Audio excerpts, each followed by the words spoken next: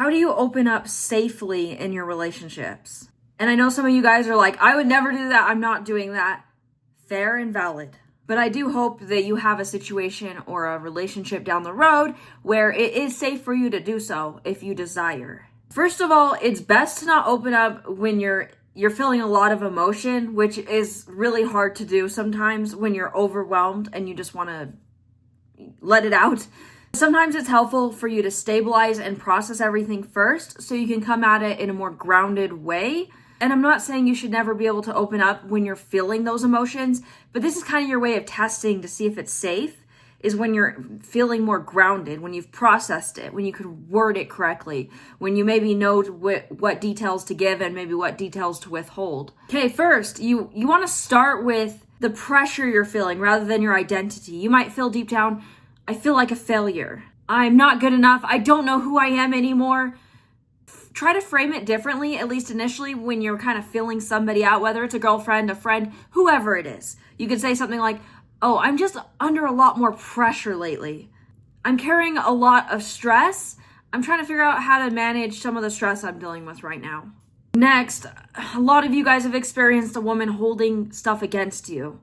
So if you use certain terms or tell her certain things when you don't know if she's safe, those are the types of things she'll use against you later. And of course, you can test this out. And if she uses it against you, you go find somebody else because she's not worth it. But instead of saying stuff like, I don't know if I'm good at relationships, I'm scared I'm going to mess this up, or I don't know if I'm good enough for you. A lot of women see that as a red flag, or they'll keep it in the back of their mind. I hate that, but it happens a lot, way too often. Instead, you could say something like, I care about doing this well. I want us to succeed. Also, if you don't know her very well, you don't want to come off as very insecure. So saying, oh, what should I do? Do you think I'm handling this wrong? Am I doing this okay? And I know this is a double standard because we expect women can say stuff like that all the time and nothing's ever held against them. But the unfortunate reality is a lot of women will hold things against you. And that's a double standard I hate so much, but it's so common. So instead, you could say something like, this is the adjustment I'm making. This is how I'm handling it. It's more matter of fact. So she doesn't know that your emotional well-being depends on her. And again, if you're in a long-term relationship that's loving and caring, you should realistically be able to say either thing. You should be able to ask for her input. It should be a group decision at times.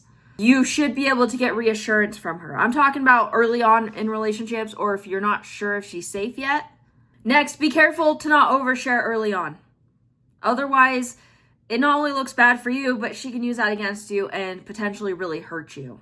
It's okay to show some vulnerability and look human, but if it might question whether she's like, okay, is he unstable? That's what you want to avoid. And to be fair, when we don't know someone very well, we're getting to know them.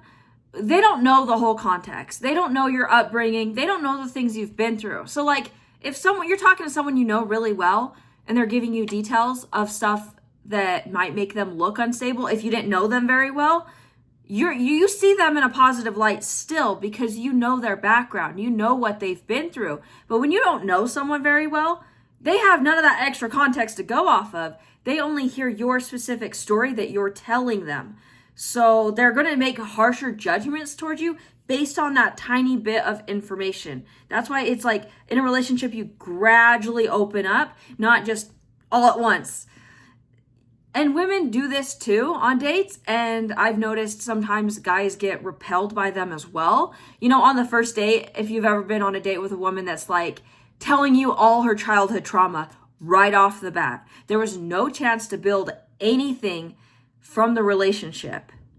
I think we all know people like that. You don't know someone and they're telling you super intimate details about themselves, their life story, and you're just like, why are you telling me this? Because deep down you're like, you maybe you're not bothered by what they're saying per se, but you're still kind of like, oh, that's sad. Maybe they don't have anyone else to talk to about these types of things. Also, you don't want to flood the other person.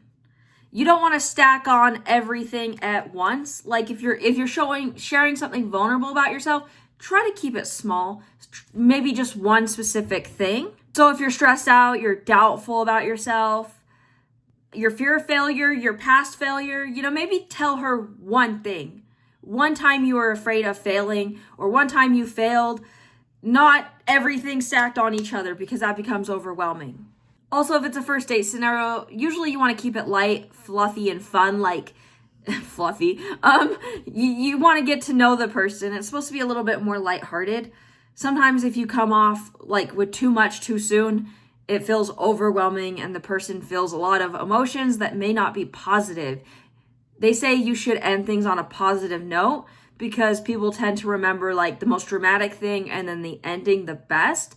So if you leave things light and happy, then she's more likely to see you in a positive light. Next, after you've shared something with her, watch how she handles it. Does she bring it up again in a negative light? Or maybe she brings it up more empathetically. Oh, you told me about your dad and he's going through a rough time. Is everything doing okay? Like she comes at it from an empathetic point of view. She's taking it well. Look at her body reactions and her overall body language. That can also help. But sometimes women are good at hiding it, so you do have to use that with a grain of salt. But does she seem genuinely understanding, or is she making like faces at you, or she seems uncomfortable? Maybe she starts shifting in her seat, or anything that might indicate that she's feeling uncomfortable. That's how you know you need to just pull it back just a little bit and wait to share more later, or share a little bit less. Maybe you got to build up that rapport with her, the relationship in general, before you start sharing a little bit more. Also, hate this double standard, but she doesn't want to be your regulator. She doesn't want to have to be responsible for your feelings all the time. I know women expect that from you, right? They dump on you. They expect you to manage her feelings and her emotion. It's a double standard. Women don't want to do the same for you. But you can set boundaries with a woman doing that to you who won't reciprocate, because that's not fair to you to have to carry all of her stuff, but she won't carry anything of yours. So do keep that in mind. Also, what I will say is a man that like learns from mistakes, because we all make mistakes, right? A man that learns from them, takes accountability. And this goes for women too. It's very attractive when we see a person do that, where they also are handling their stuff. Maybe they're going through a rough time, stressful time, but you see them taking action and they're working on it, or they're processing it emotionally. And then they can talk about their emotions and feelings in a very calm, grounded way. That's so attractive for a lot of people in general, because I've seen men attracted to this type of thing as well. So that's something to keep in mind too. If this is something you struggle with, because I personally used to struggle with this myself. I'd have trouble processing things and working through some of my stuff. This is something that can be learned if you're struggling.